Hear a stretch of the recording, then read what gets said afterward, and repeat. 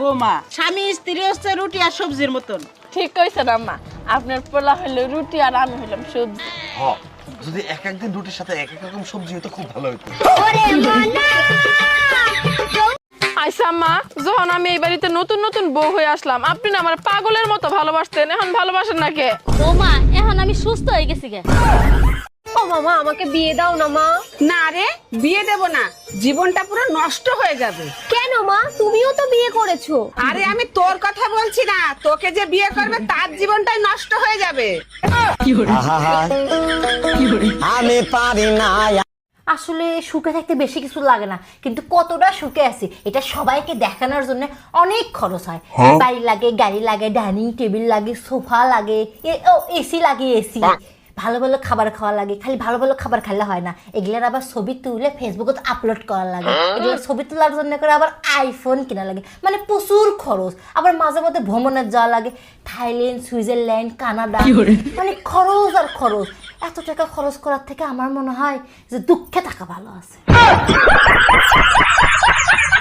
এই জানো, কাল রাতে স্বপ্নে দেখি কি স্বয়ং মা কালী আমাদের বাসায় আসছে। বলো কি, তাই নাকি? ভোর রাতে স্বপ্ন দেখছিলা তাই না?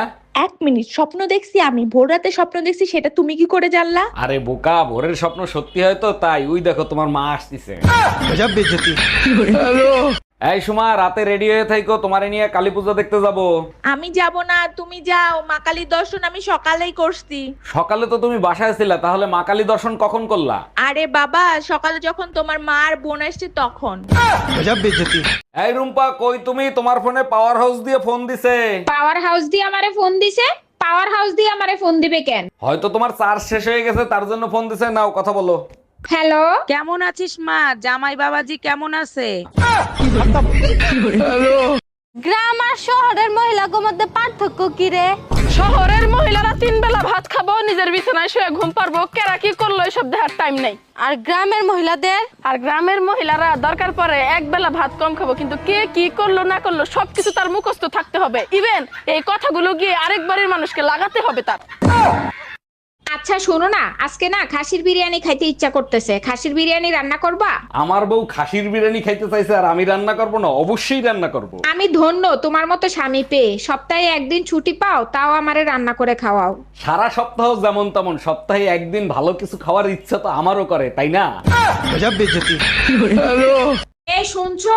কই তুমি? আমার ফোনটা আমার কাছে একটু দিয়ে যাও না। এই তোমার ফোনে এত নোটিফিকেশন আসে কেন? কে মেসেজ করে তোমারে?